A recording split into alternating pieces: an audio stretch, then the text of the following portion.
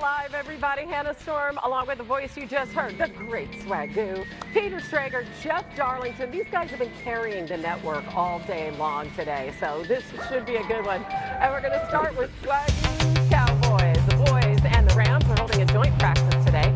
Cowboys reporter Todd Archer is there, and he joins us now. So, Todd, yesterday we saw Micah Parsons back in that number 11 jersey for the first time since making his trade request. Not sure if that has any meaning at all as he continues to hold in. What can you tell us about the situation right now? Yeah, Hannah, we know the baseball term, no runs, no hits, no errors, no trade calls, no talks in a new deal, no nothing. And we really don't know what will be the thing that thaws the ice between the two sides. I've asked around, and it's just where we are. And this is how long it's going to take, and nobody really knows. So then you have to play it out beyond this season. It's what could happen. He plays out the year in the fifth-year option. And then you're looking at the franchise tag possibility in 2026, in 2027, in 2028 maybe. So this might not be the last we've talked about. Certainly not the last. We talked about Micah's contract. On the field, Brian Schottenheimer said, even where everything is right now, the Cowboys, the coaches are planning on everything with Micah, moving around the defense, getting ready for the season, as if he will play September 4th against the Eagles. But so far, at least he's in his jersey, Hannah, like you said. But yesterday, no socks. Or no shoes. I'm sorry, just socks. No shirt, no shoes, no problem. Listen, the Cowboys got a big problem. Officially less than a month away from their opener against the Eagles. And this is a pattern, as we know. Jerry Jones has not been afraid to take extension talks down to the wire. It took until August 24th of last year to get that deal done with CeeDee Lamb. It took all the way up until a couple of hours, remember, before opening kickoff to sign Dak Prescott to an extension. Both of them eventually were rewarded. Lamb is now the third highest paid wide receiver by average annual value. Dak is the highest paid quarterback. But there's a lot of pain and angst to get there. And Marcus Spears is right in the middle of it. Swagoo, you just heard Todd Archer say, no, nothing. There is nothing going on. How concerned are you? I'm concerned, but I'm concerned, Hannah, from the football standpoint of things. Like, we've seen contract disputes. We've seen them go all the way to your point, like you talked about Dak, all the way up until hours before a game. And initially, I was going to have this crazy reaction to Micah demanding a trade and all of that. And my mind shifted right back to Myles Garrett and how he demanded a trade and ended up being the highest paid. So it could be a negotiating tactic. The problem is that this is 3 now summers in a row where Dallas has had their face of their franchise unsigned, not participating in team activities. And we're talking about a team with a new head coach, in Micah's case, a new defensive coordinator in Eberflus, and we don't have the best player, one of the top 5 defensive players in the NFL on the field to get things going. Therein lies my issue. Like the contract stuff, we could talk for 3 hours about how bad and mishandled this has been, from getting him signed earlier, giving you flexibility to do other things, all the way up until this war of words in the media, seemingly between Micah and Jerry Jones. Jerry Jones more so than anybody. It's a bad situation. And I don't know if money is going to fix the relationship. And I know a lot of people, well, he's going to get paid, everything will be fine, he'll just play football. But when you're counting on a guy like Micah to be the leader of your team, to be one of the faces of your franchise, and even though he has money in his pocket, he may feel unsupported, that could be an issue within the locker room, and which can permeate and translate to on the field. And it's always been that for me. The way Jerry handles business affects the actual play of football when the game starts. And that is something I've been screaming for a number of years when it comes to Dallas. Yeah, I 100% see the comparison to Dak Prescott and CeeDee Lamb. And I'll go back to Ezekiel Elliott a few years before even Dak got his money, in that Jerry does wait till the last second. But I also got the feeling Jerry loved Ezekiel Elliott. Even when Zeke was in Cabo, like, Jerry loved Zeke. That was his guy. Took him 4th overall, that was his guy. Jerry loves Dak. And Jerry loves CeeDee Lamb. I don't get the feeling Jerry Jones loves Micah Parsons. At no point over the last 12 months has there been any sort of roses, flowers, bouquets,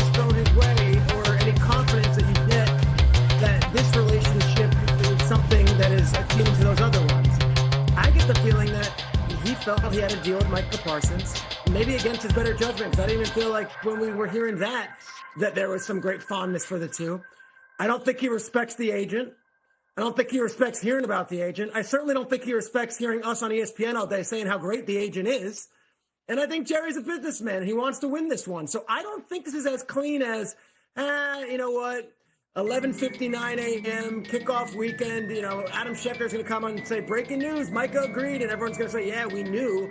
I think this one gets a little hairier, and this might not be the only time both sides are talking out publicly about each other. I hear both of you. I just think that Jerry Jones loves sacks, and I think that Micah Parsons loves money. And I think that that's what it's going to come down to for both of them. You know, Swaggle, you were talking about the idea of negotiations and, like, is this just a negotiation tactic, the idea that you put out the trade request? I say absolutely yes. Anything that is done in public is a negotiating tactic. You don't say that you want to be traded if you actually do. You go behind the scenes and do things quietly for the team to leverage it the best way possible. In this case, to me, this says, I do want to be here, and I want you to pay me so that I don't have to leave. And Jerry Jones is saying the same types of things. I just believe that ultimately it will get done at the end of the day. Maybe I'm being too naive about this. I just think that one person in Jerry Jones loves production, and I believe that one person in Micah Parsons loves money, and that's what gets this done. Well, we'll see if he can do business as usual, speaking of Jerry Jones. And it's really too bad because if this wasn't an issue, we'd be talking all about Dak coming back, getting receiver on the other side of CeeDee Lamb. I mean, this narrative would be completely different. All right, let's talk about the team that they are scrimmaging against here, the Rams, because they actually had a signing today. JD, what happened?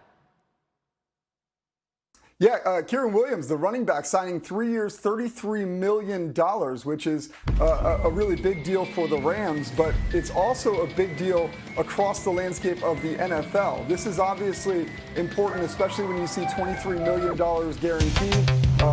Again, very important for this Rams team, but we can also flip this over to what is happening in Buffalo right now with James Cook as an unexpected holdout from practice, a hold-in at training camp to the surprise of Brandon Beane. With James Cook seeking that contract, this could be exactly what he needs to be able to go back to Brandon Beane and say, all right, this deal with Williams got done. Now we have a little bit more of a blueprint for how this can happen. I think he's making Williams the seventh paid, highest paid running back. We're not talking about any kind of like market-setting deal here. So this kind of helps everybody understand where the market is. We'll see. Maybe this allows Cook to get his deal done as well. Yeah, he had triple the touchdowns last season that he did the year before, 18 last year. So we'll see if Williams helps to set that market. Meanwhile, another joint practice going on today between the Colts and the Ravens. Now, Lamar Jackson was excused from practice yesterday, but he was there today. The two-time MVP coming off his best passing season with career-high numbers, runner-up MVP, but has yet, of course, to reach the Super Bowl. Here he is on the cusp of his 8th season. I feel like our offense is always room for improvement. You know, the camp is, it can be, we have good days, we have bad days, we have okay days, we have great days, you know, but I feel like it's always room for improvement. We right where we need to be right now. We don't see these guys every day, you know. We get to see different looks from different guys, different type of coverages, see how different guys guard different people, different blitzes and stuff like that. So definitely, we get a lot out of these type of joint practices. And when it gets going for real, they're going to be tested early and often. The Ravens open the season where last season ended for them in Buffalo. Then in weeks 3 and 4, they play the Lions and the Chiefs, who each ended last year with 15-2 records. And then in weeks 5 and 6, they face the Texans and the Rams. Each of those teams won a playoff game last season. So that's 5 playoff teams in their first 6 games. But we know that the Ravens have one of the most complete rosters, top to bottom, in the NFL. So, Schrags, are you confident that they can start strong with that schedule? Remember, they are about a millimeter shy of potentially beating the Chiefs in week 1, and then they lost to a good team in week 2, and they bounced back. And by week 3 last year, they blew out the Bills on national TV, and we're like, all right, Derrick Henry's getting settled. I have no doubt that this Ravens team is going to come ready to play. I also have no doubt that they are going to be a better team out of the gates. There were a lot of new players getting adjusted. And even in that first game against the Chiefs last year, Justice Hill was the primary back for that first 3 quarters before they started getting Derrick Henry up everyone's gut in the first few weeks, and they got better on defense. I'm really interested to see what we get out of Jaire Alexander this year. That is a player that a couple of years ago we were talking about as potentially being the best defensive back in all of football. Played 4 games in 2 years, and suddenly he's looked at as this injury-prone red flag. They got him on 40 cents on the dollar about what he could be if he is healthy. And Jaire's been talking big this offseason. So I look at this team. I think they really went all in with Jaire. They went all in with DeAndre Hopkins, and they brought back so many key players.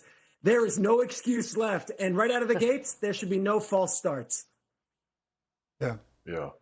I'm looking forward to seeing their start. Here's the deal, though. Like every team that the Ravens show up on their schedule, they saying, dang, we got a hell of a start to the season. Because they are one of those teams, like we looking at all of those teams that we have to play. Ultimately, it's going to boil down to the playoffs and how deep they can go. And can they get to a Super Bowl and have an opportunity to win one? And I know we're getting ahead of ourselves, but that's really how we look at the Baltimore Ravens through that prism. Will they get over the Patrick Mahomes hump like most teams in the AFC have to? Will they, the Cincinnati Bengals, we know their division, how good will Pittsburgh be as well? There's a lot of things that the Ravens can take week to week and not worry about the big picture, but we on TV. We work at ESPN for a certain reason. We in the preseason. We can talk about Super Bowl obviously being in the Ravens' future, and I think I don't think Lamar is going to feel good about having a good season or a good start. This team has put themselves in a position now where it's Super Bowl or bust. And I know everybody talks about that, but this team has been super close. AFC championships, deep playoff runs. Now it's time to get over the hump. The start will be great for positioning in the playoffs if they get it done, but nobody expects the Baltimore Ravens to be hurt coming out of week 6. Mark is 100%. It's like being Phil Mickelson in the Tiger Woods era. Like, it's got to be exhausting for them because they've got the Chiefs and Patrick Mahomes constantly. And honestly, the Bills are a similar sentiment when it comes to them, and to a lesser degree, the Bengals. It's all about just getting to the postseason for their chance at the champ. Like, I remember being in Buffalo and watching them, like, with all due respect, they deserved it. It was a great win when they beat the Chiefs at home, and everybody acted like this was their moment. When it was a regular season, it didn't matter. It did not matter. And like, it's the same thing for the Ravens at this point. They need their chance at the champ in the postseason. And all due respect, everything they do in the regular season is nice. But they could go 17-0, and if they lose again in the postseason, none of it matters. Here's the thing. They have not won multiple games in the postseason. You have to go all the way back to the year they won the Super Bowl in 2012. So just think about that. Yeah.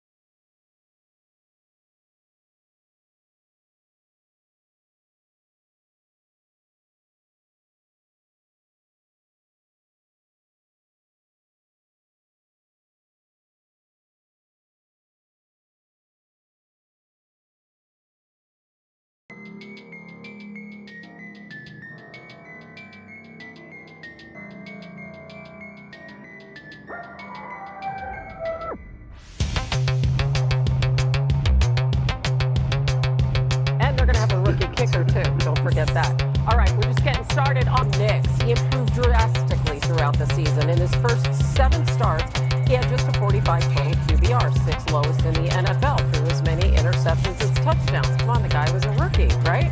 In his last 10 starts, that QBR jumped 21 points, plus his yards per attempt and completion percentage increased dramatically. He threw for 24 touchdowns over his last 10 starts, 4th most during that span. Seth Wickersham with more on how Sean Payton found his quarterback. On a March morning in 2024, Sean Payton held a file folder promise with every shred of your integrity that you won't discuss this with anyone? I said yes. He opened the folder. Inside were the names of the top quarterbacks in the draft, from Caleb Williams to J.J. McCarthy, and a series of proprietary measurements. Peyton had created a new formula, a series of advanced analytics, in search of answers to maybe the hardest and most mysterious question in professional sports. Which great college quarterbacks have what it takes to become great NFL quarterbacks? And how do you know? NFL teams have thrown hundreds of millions of dollars at the question over the years, and the hit rate has been horrible. Where the hell was Leaf throwing that one? Since 2000, 75 quarterbacks have been drafted in the first round. At least 37 failed. When he returned to the league as head coach of the Denver Broncos in 2023, Peyton needed to find his next Drew Brees. He began with an idea he had first developed when he scouted and missed out on Patrick Mahomes in 2017. For Peyton, the key was not to study a quarterback's successes, but to analyze his failures.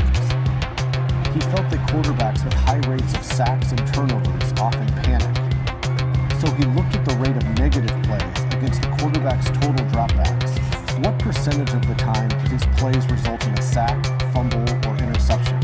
It was a failure index of sorts. For example, Mahomes' failure index was just 8.1%. Peyton famously missed out on Mahomes in the draft, but he believed he had the right approach. And in 2024, when he was in the market for a franchise quarterback, he applied it to the crop of top candidates, from Caleb Williams, whose high sack numbers gave him a 17.5% score, to Drake May and J.J. McCarthy, whose ball security approaches resulted in relatively low scores of 10.5 and 7.8%. And then Peyton ran numbers on Oregon's Bo Nix. In 878 dropbacks during his collegiate career, Nix was sacked only 10 times. He never fumbled, not once. He threw just 10 interceptions. He completed nearly 75% of his passes. His failure index was a paltry 2.3%. Nix was better than everyone, and it wasn't close. Peyton's formula helped narrow his choices. When he got to know Nix and learned about his character, he was sold. Nobody had a better rookie year than Jayden Daniels, but Nix started all 17 games for Denver, accounted for 33 total touchdowns, and helped the Broncos to their first playoff berth in almost a decade. Bo loads it up. He's got it. A receiver there. Touchdown, Denver. For the rest of his coaching career, Peyton has his quarterback. Seth Wickersham is with us now. That is so interesting. Wouldn't all of the Italian evaluators love to have some tried-and-true formula and hit better than 50% on those first-round quarterbacks? How well does this system work for Peyton? Well, I think it worked pretty well this time. Yeah. That's the mystery, right? We never quite know. Is it the guy with the ball in his hands, or is it the formula that led it to him? But I think what makes this so interesting is that he cracked the code in his own way of the hardest metric that all of the analytics people and every GM around the league wants to know, which is like, how can you predict processing speed when you decide you want to throw the ball to delivering it? And the difference between college and the NFL is like half of a second.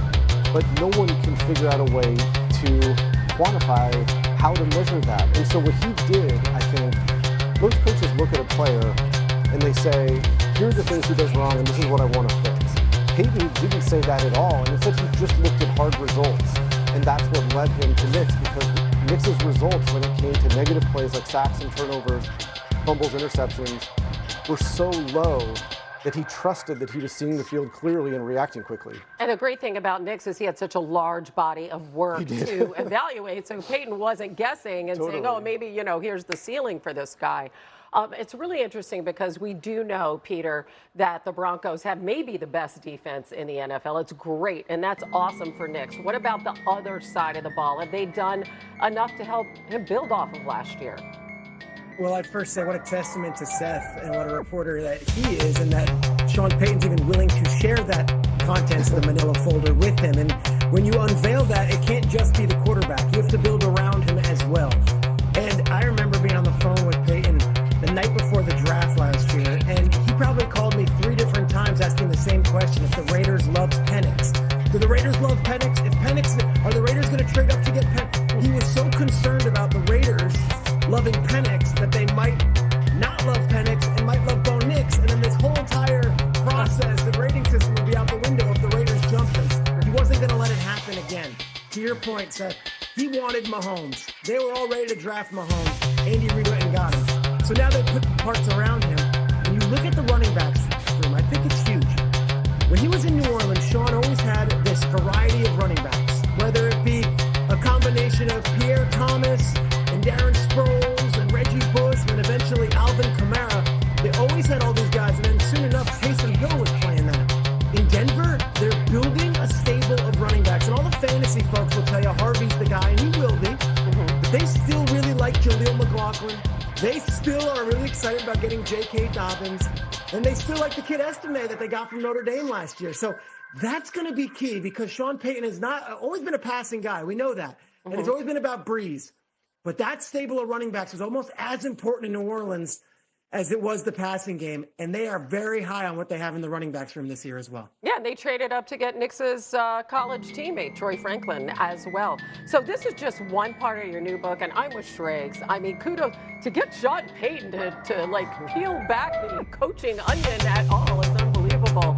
What else can we expect? Because I know you're going to have some more great revelations for us coming up. What was funny, and I didn't tell a soul about that. I didn't even tell my wife. Nobody knew that he had showed me that. I didn't talk to a single person about it, and it all worked out. He was a happy, happy guy after the draft. I think I'm going to be here every week.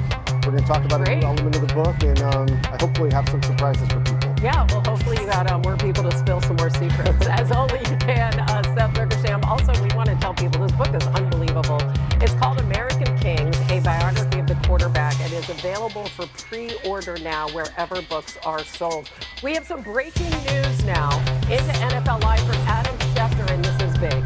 The NFL has suspended Vikings wide receiver Jordan Addison for the first 3 games of the 2025 regular season for violating the league's substances abuse policy. He will now miss games at Chicago, against the Falcons, against the Bengals. Again, tough news for that team, and especially J.J. McCarthy, his first year. Breaking news on NFL Live. The NFL has suspended Vikings wide receiver Jordan Addison for the first 3 games of the 2025 regular season. For the details now, we go to Jeff Darlington. JD, what more can you tell us? Well, Hannah, this is a 3-game suspension that is for substance abuse, but this is actually something that requires a little more context. Addison was arrested for DUI last year. He pleaded down to a lesser charge. So this is related to that. The wording obviously is being used that it's the substance abuse situation. The suspension is for that, but this is all related to that DUI. So this then will go away in terms of the punishment from the NFL. This is their final punishment as a result of that situation. So again, a 3-game suspension for the Vikings' number 2 wide receiver. Obviously very impactful considering J.J. McCarthy, a quarterback, is trying to establish himself as the franchise guy. Right, those first 3 games would be at the Bears, the Falcons, and the Bengals. They don't meet a playoff team until they play in Dublin against the Steelers in Week 4. So I do, obviously, this affects defenses on the other side. They're going to be able to concentrate on Justin Jefferson. What does this mean for McCarthy and the Vikings offense as they try to get going with a new quarterback who essentially is a rookie? You mentioned Justin.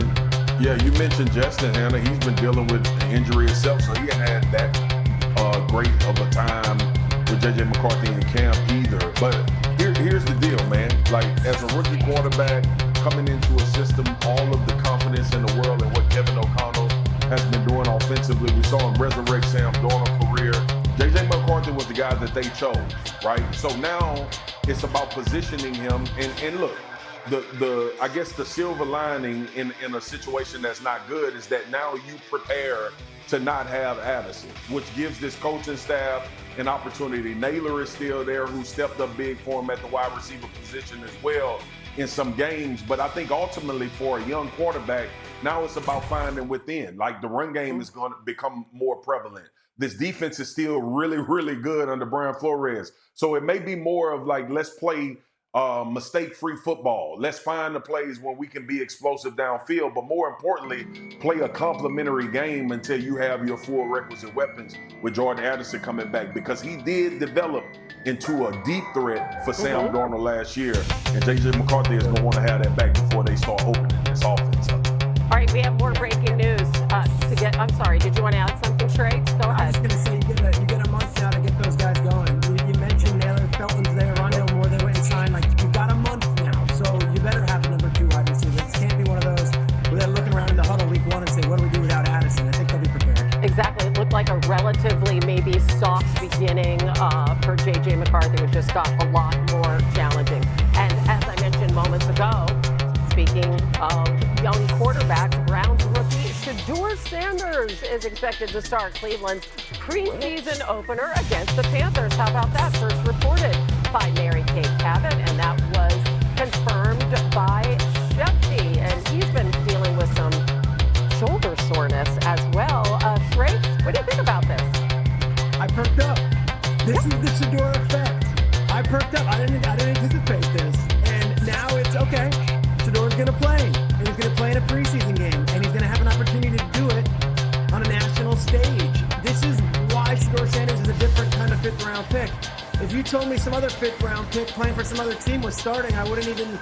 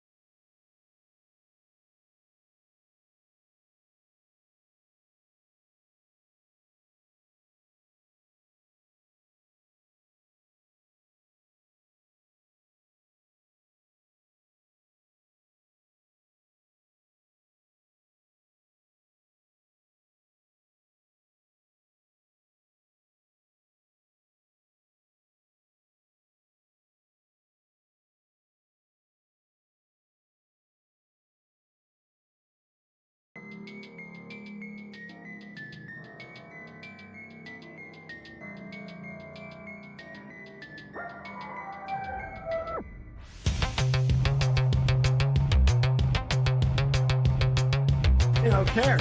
Now I'm seeing Shedeur, and I'll tell you, these guys know it. And Jeff, you might have been there with me. I remember being up in Renton, Washington, watching Russell Wilson in 2012 absolutely light up training camp and then go in a preseason game against the Cowboys and be the best player on the field, being so good that he was undeniable to that coaching staff that they had to start Russ, who was a day 2 pick, over Matt Flynn and over the late Travaris Jackson because he won the job. So Shedeur, I looked to him, go and win the job. You're on national TV. Go and light it up. Throw the ball. Have fun. But I didn't buy the jersey, but I definitely perked up at the fact that he's going to be playing and he's number 1 on the center, even in a preseason game. I agree with you, Shregs. This is important. It does come with context. Kenny Pickett and Dylan Gabriel both dealing with hamstring issues. They're not putting Joe Flacco in there, who is their projected week 1 starter. So they are down to basically saying, like, all right, Shedeur, here's your shot. And this is exactly what you need. I mean, anytime you talk about a 5th round pick, forget about the name attached to him. He's going to have to look for these situations where maybe a couple guys are down right now and he has his chance to step up. And then if he does well, there's no looking back. That being said, he is getting this first chance. This is a chance to shine, ultimately, because those 2 guys right now who are ahead of him on the depth chart, the first depth chart, they are dealing with hamstring issues. So sure, Sanders getting his chance. By the way, they have Marcus Swagoo, yes. Oh, go ahead, Hannah. I'm sorry. I was going to say that they actually... There's a real move. Go ahead. Go ahead, Hannah. Go ahead, Hannah. No, I'm shutting up. Go ahead. I was just going to say they actually have like 5 quarterbacks in camp now because they signed Tyler Huntley today. But anyway, go ahead. Yeah, Snoop. Snoop is in the building, too. Exactly. I was about to say, though, like Shedeur is on record saying he didn't want Prime to come to practice because he wasn't doing that much. He wasn't getting those many reps. This is the opportunity that he has now to be fully in command of an offense. And this is critical. Like if we see a step up, if he starts getting a one step above his reps that he's been getting, if his positional value moves up, it'll be based on how he performs in this preseason game. It may be a blessing in disguise for Shedeur Sanders, who needs to have the football so he can show people what he is and what he can be for this franchise. I think this is a bigger deal than just starting a preseason game for a 5th-round pick. Not because it's Shedeur Sanders, but because we don't know what the two guys that are dealing with the hamstrings are either. This is not clear-cut about who the backup will be for all intents and purposes. You would think Kenny Pickett because of the experience, but this is a vital situation that Shedeur has and almost an opportunity for him to move up in that depth chart just by default based on the performance in a week 1 preseason game. Right. This is job security, right? They're not going to hang on to all of these guys once the season starts. It's a big deal, man. It is. Going to be all eyes on him, I tell you. Cowboys and Rams, by the way, they're having a joint practice today in Oxnard, California, and that is where we find our Lindsay theory. She's been all over the place. Lindsay, let's talk about the Rams because they have a concern. At quarterback, Matthew Stafford is now seeing a specialist for his back issues. What's the latest? What's going on there? Hannah, Matthew Stafford has seen that specialist twice for his back issues, and you mentioned it. There is some concern around the Rams almost 3 weeks now into training camp, and Stafford has yet to practice. He will not practice again today in their joint workout against the Cowboys. As you see, he is arriving. He is here, but he will not be throwing the football. It's going to be Jimmy Garoppolo, first-team reps, and as we know from covering Sean McVay, he puts a lot of emphasis on the importance of these joint workouts because he does not play starters in the preseason. As for Stafford, McVay has expressed some optimism about the progress there, saying he is progressing. Yesterday during a jog-through, he did work out on the side. As for the details of that workout, Sean McVay said, ask the training staff. Well, the training staff just walked behind me. I asked them. They laughed and said, we absolutely can't tell you how things are going. We have to say officially no comment. But again, there is some optimism. Sean McVay says they want to work him back into football, and hopefully in the near future, they will get him back out here. But yeah, no firm timeline has been established. Listen, Lizzie, I know you can break them down. Just hang in there. I know you'll get some more information. Yeah. One thing we do know is I won't stop, Hannah. Yeah, I know you don't. And neither does Stafford. What a tough guy. We know all of the injuries and things that he's played for throughout the years. Lindsay, these are depth charts of the preseason, so we're going to provide some depth perception, try to read the tea leaves a little bit here. And we're going to start in Jacksonville, where the initial depth chart has Travis Hunter as a starting wide receiver and a second-string cornerback.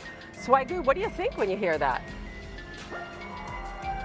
I think he's a Hall of Fame corner, but obviously, what the hell do I know? I only been around football for a long time. We know Travis Hunter is supremely talented. He can play wide receiver at a very high level in the NFL, and he's talking about going both ways. But listing him as a wide receiver obviously has a phenomenal connotation, and I don't want anybody to forget that Brian Thomas Jr. made the Pro Bowl last year. So this could be two devastating weapons for the Jacksonville Jaguars and Trevor Lawrence, who needs to have a really good season this year. Indeed he does. All right, let's go to Indianapolis, where the initial depth chart lists the Colts starting quarterback as, well, pick 'em.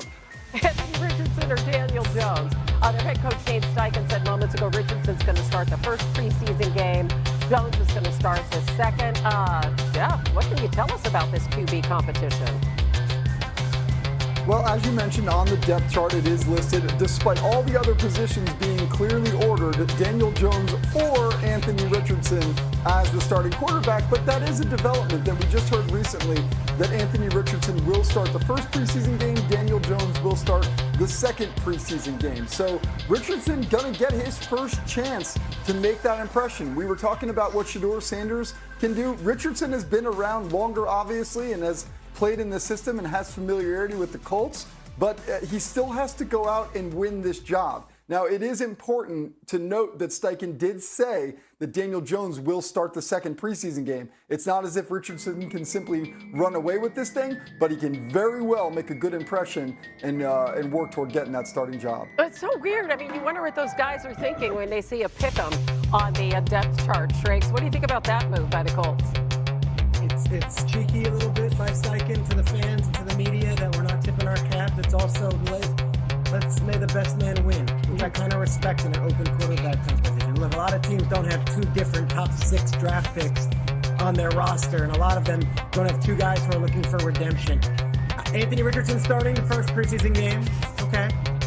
The second preseason game is where we usually see most of the starters out there if you're going to use them at all, and that's going to Daniel Jones. So I wouldn't necessarily say this is an early indication that Richardson has the edge on Daniel Jones, who they paid quite a bit of money this past offseason.